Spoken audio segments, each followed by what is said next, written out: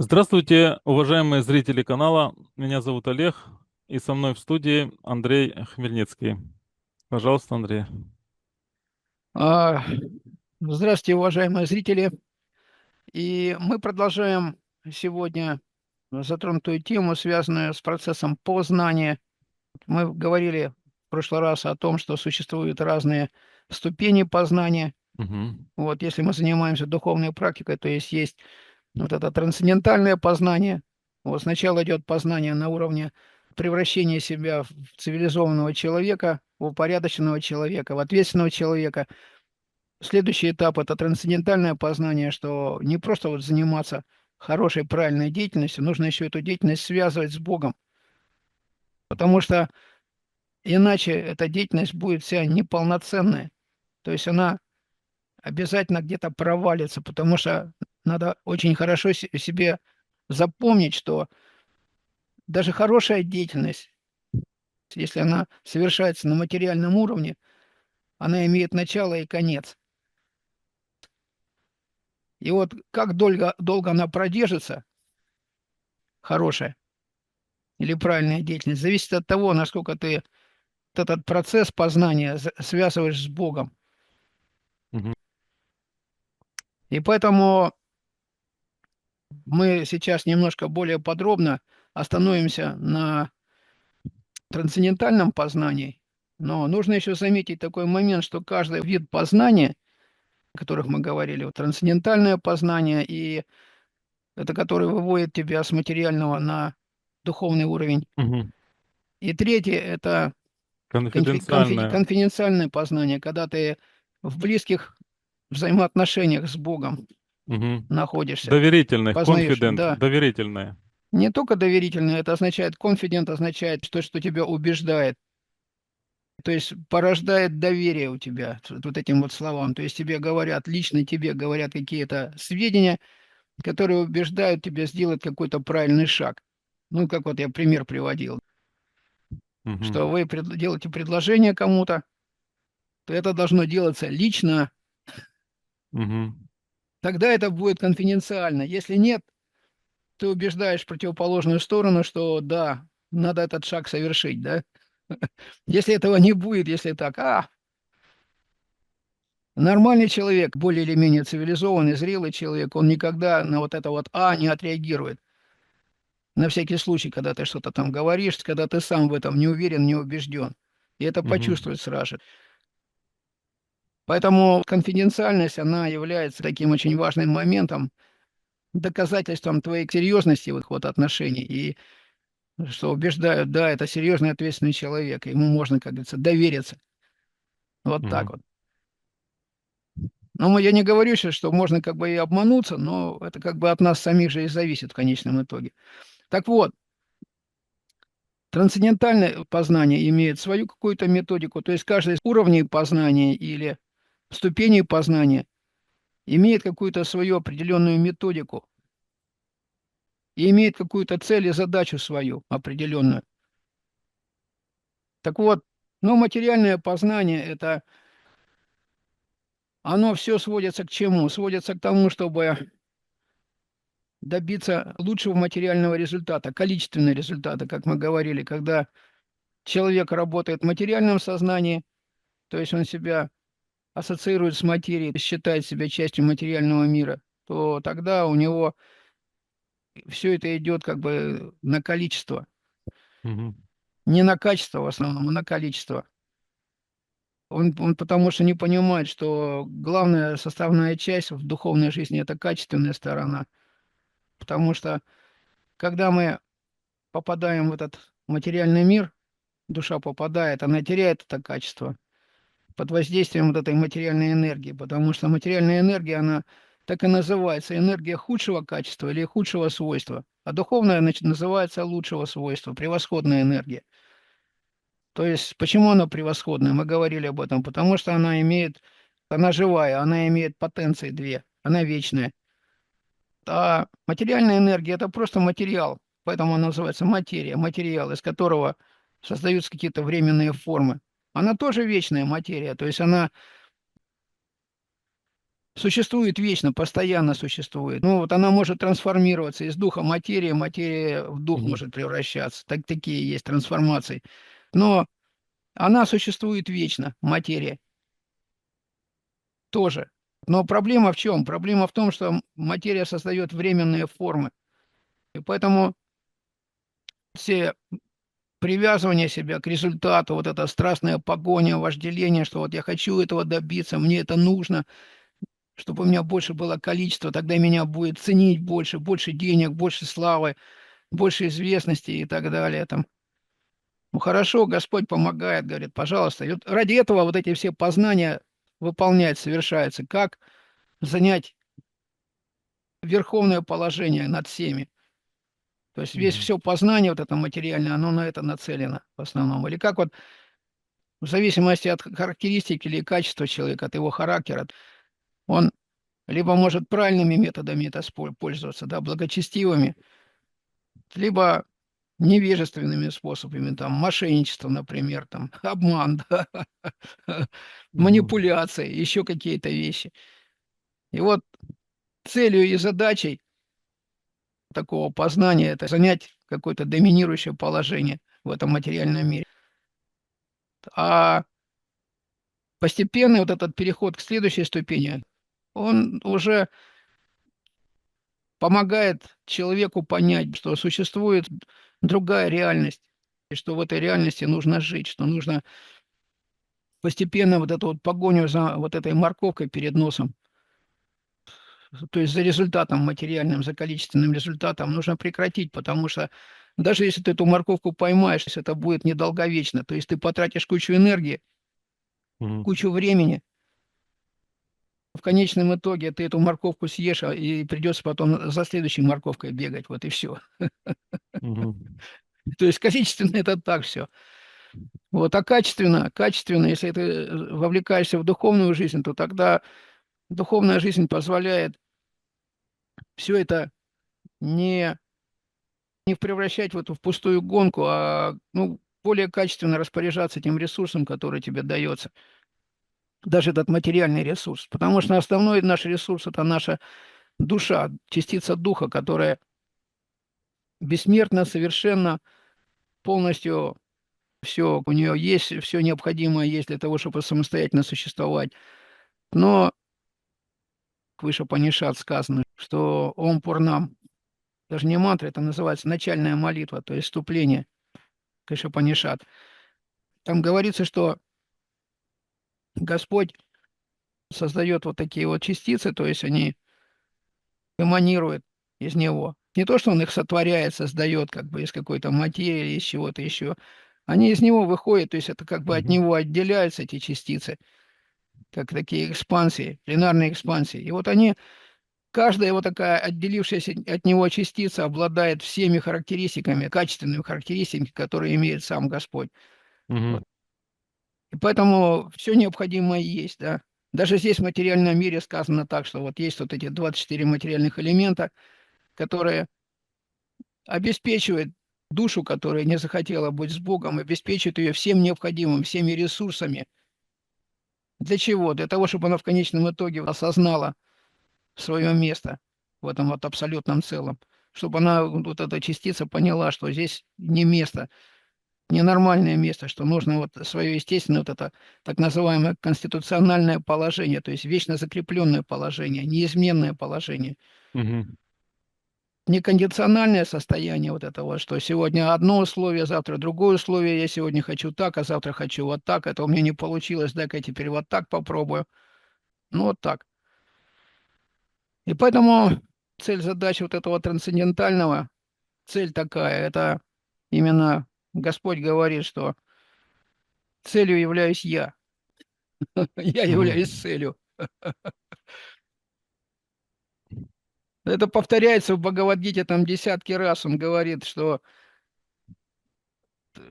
во второй главе, к примеру, сказано так, что как большой водоем удовлетворяет всем потребностям, значит, какой-то маленькой лужи, да, то есть большой водоем, там много воды, и поэтому вот все. Также и если человек понимает цель, которая стоит за ведами, то есть не привязывается к каким-то ритуалам, не понимает, то есть какие-то ритуалы совершает и не понимает, ради чего он это делает. Мгм.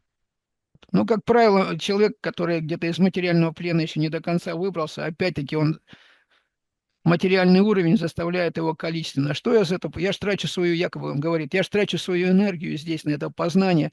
Какой мне от этого толк? Что я от этого получу, да? Мгм. Что это, да? Сколько у меня денег от этого появится, да? Как даже есть такая у народов разных восточных, такая пословица, если ты умный, почему ты не богатый? То есть вот у них весь менталитет такой, да, что Мгм. раз ты что-то там знаешь, раз ты что-то понимаешь, значит у тебя должны быть деньги. Где Мгм. деньги, там и Бог. Ну, это глупость полнейшая, потому что можно быть полным дураком, и таких доказательств тоже очень много, и иметь много денег, и иметь, и наоборот, мало. То есть это никак не связано, никак не зависит от того, что и как.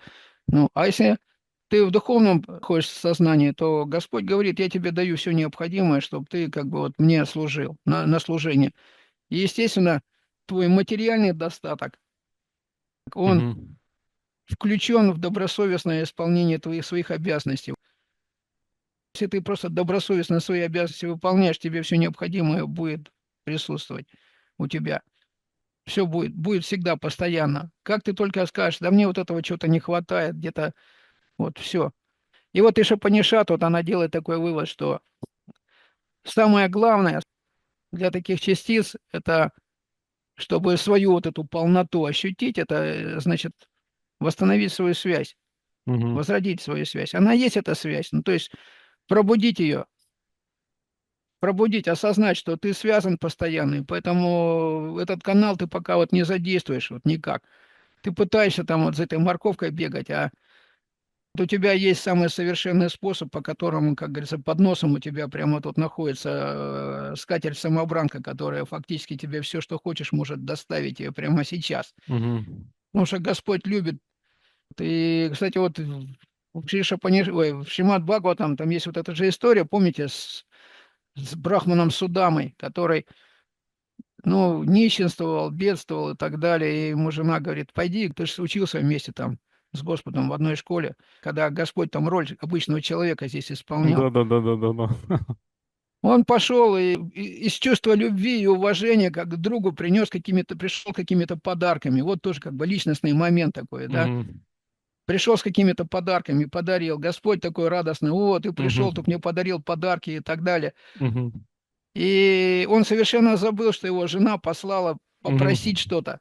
Вот, Да-да-да-да-да. чтобы что-то там Господь ему дал. Мгм. Он даже забыл попросить об этом, потому что вот что такое чистая дружба, да, такая Мгм. трансцендентальная, что ты никогда не будешь там просить. И вот как в этом старом мультфильме. Где моя большая груша? Ведь я самый большой друг твой. Вот. Он забыл и пошел домой. И когда увидел там огромный дворец из драгоценных камней, он просто так сильно удивился, откуда тут взялся. Там, Мгм. там его жена в дорогих одеждах, и там какие-то слуги бегают, и он просто... Конечно, это все похоже на сказки, но это не сказка, это реальность, это Конечно, реальность. да. Это все реально, да. То есть каждый человек может это проверить на себе. Вот, когда ты понимаешь, о чем идет речь, тогда ты это понимаешь, что оно, да, это все работает. А для такого человека, который, ну, такой высокомерный, надутый, ему...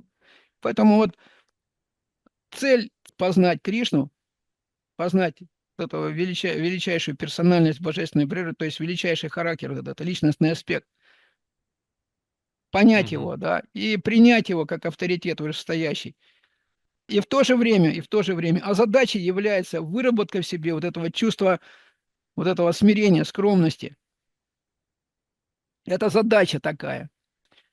Потому что скромность или вот это смирение является инструментом познания.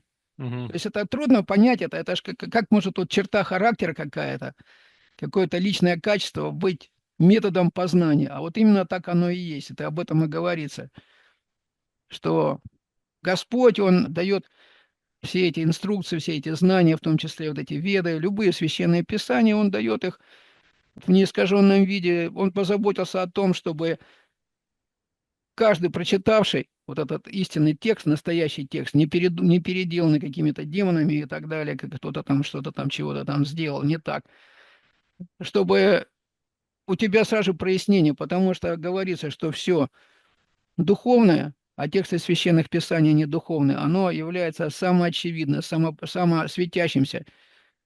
То есть тебе не надо ходить там с фонарем и искать, где тут истина. То есть ты читаешь, и тебе сразу все понятно становится, ясность появляется.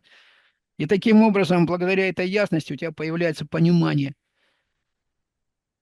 Когда ты все видишь вокруг в ясном, чистом свете, таком неискаженном, не то, что у тебя там какие-то свои идеи, есть какие-то. Пока у тебя есть идеи, все будешь видеть в искаженном свете. Потому что тебе материальная энергия тебя подкидывает. Говорит, хорошо, у тебя вот еще, ты не до конца еще просветление вот это получил. Ну и фактически это является методикой просветления, как вот мы говорили, в чем она заключается, что ты что-то отдаешь, жертвуешь. Вот, ну не просто кому-то отдаешь, а отдаешь, то есть таким образом связываешь себя. И об этом как раз вот я и говорил, что Панишат говорит, что для того, чтобы душа почувствовала свою полноту и в плане познания, и в плане счастья или блаженства, у нее все есть для этого. То есть ей просто напросто нужно вот снова воссоединиться таким образом. И поэтому 4 глава, вот она, первые стихи так и начинается со слов. Вот эту науку о взаимоотношениях со Всевышним я передал тому-то, тому-то. То есть наука, как ты связан с Богом, и как вот эту вот связь эту свою понять и принять ее. И таким вот образом это первая ступень вот этого просветления. Потому что потом будет множество других задач, которые нужно понять. Там целый список есть, что нужно понять и что нужно узнать. Вот если мы, например, ну, возьмем знаменитый стих из Бхагавад-гиты 10, 12, 14 или первый стих первой главы первой песни Шримад Бхагаватам, они почти одинаковые. Мгм. И как раз почему Шримад Бхагаватам, это же один автор, как бы Бхагавад-гиту записал Шрила Вьясадева, а Шримад Бхагаватам он сам ее составил, эту книгу. То есть, если мы понимаем, что Панишады – это инструкции такого начального порядка, то есть это для чего? Для того, чтобы дать человеку методику, после того, как он уже достаточно созрел, когда он почувствовал эту ответственность на себе, то есть начал ведать, начал понимать, что и знать и понимать, вот, что он отвечает, хотя бы, по крайней мере, за свою духовную жизнь. И что главной целью является связывание себя с Богом в этой человеческой форме жизни. Тогда Мгм. человек начинает потихоньку начинает двигаться вот в этом в правильном направлении. И Господь ему начинает помогать тогда. Поэтому четко обозначается, это наука, вот именно не наука, вернее, не искусство, а именно наука. А потом тебе уже искусство дают уже дальше потом, когда ты прозрел уже, когда ты понимаешь, когда тебе говорят какие-то слова, ты их правильно понимаешь и делаешь правильные выводы. Вот тогда наука начинает помогать искусство развивать. И поэтому очень важно, чтобы вот знание, вот эта вот наука в наших взаимоотношениях со Всевышним, она была получена из правильного источника. Тогда она работает, тогда она правильная. Как вот написано, что очень такие мне слова нравятся. Есть ряд изданий, про Бхагавад-гиту пишется, это великой книги знания, и некоторые из них имеют комментарии, написанные бхактами, а некоторые демоны, комментарии бхакт реальны, а те, что написаны демонами, бесполезны. Просто и понятно сказано. Мгм. То есть то, что написал человек, который действительно, искренне стремится к Богу, и демон, который не верит ни во что, и он свои какие-то идеи там проталкивает, да, безответственный человек. Опять-таки, выше Панишат сказано, существует тоже, как говорится, два класса людей, а именно бхакты и демоны. Мгм. И как раз в 4 главе говорится тоже вот Бхагавад-гиты, почему Господь выбрал Арджуну как преемника этой великой науки. Потому что он стал бхактой Господа. А демону не представляется возможным понять эту великую таинственную науку. Почему? Потому что у него нет вот этого смирения и скромности перед Богом. Он его вообще не воспринимает, он его с презрением насмехается над ним. Вот. Ну, раз так, Господь говорит, хорошо, вот тебе тогда. Вот. Поэтому я еще раз повторю, что когда мы начинаем вот перешагивать вот эту ступень с обычной вот карма-йоги, то есть обычной такой отрегулированной материальной деятельности, переходим на ступень трансцендентального познания, цель которого сделать нас ближе к Богу и вывести нас за пределы влияния материальной природы, чтобы мы ясно видели, ясно понимали, о чем нам говорят, какие нам инструкции, потому что иначе нам бесполезно давать любые инструкции. Мы их будем неправильно понимать, мы их будем переворачивать, потому что даже говорится позже в Бхагавадгите, что как вот модус или гуна страсти, что она все переворачивает наоборот.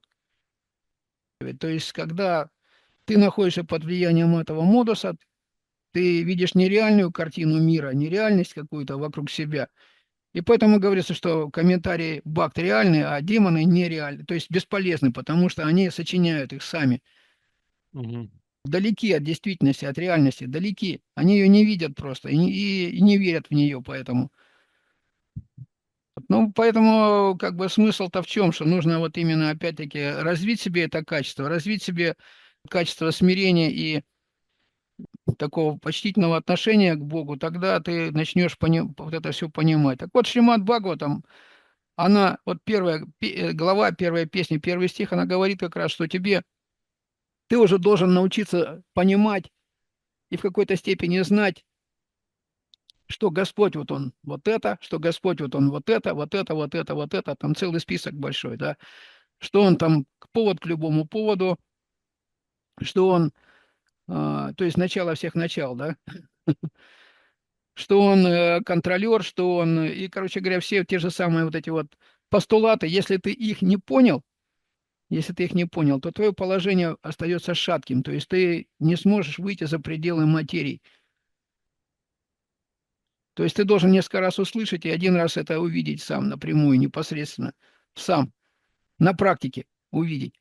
И тогда постепенно, постепенно, вот тогда уже после этого тебе Господь начинает конфиденциально давать инструкции лично тебе. Сначала из сердца, а потом ты его, поскольку ты его везде повсюду видишь, потому что он действительно везде повсюду находится, во всех своих энергиях. Когда говорят, когда тоже, вот, кстати говоря, про Прабхупада спросили, а где? Вы знаете, вы видите Бога? Он говорит, конечно, вижу, он везде находится. И здесь находится, и здесь.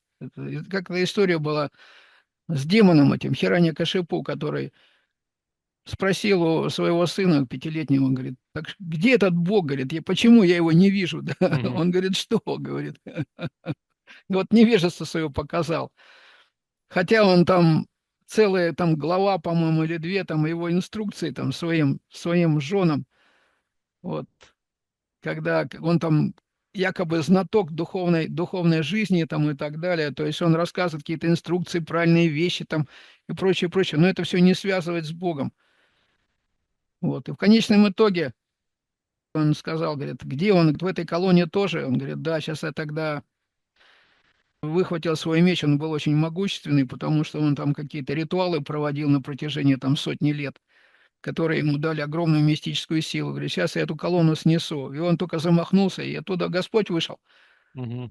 Говорит, ага, ну вот он ты, дорогой, который сомневался, да? И демон сначала как бы так пришел в замешательство, он не понял, кто это перед ним такой.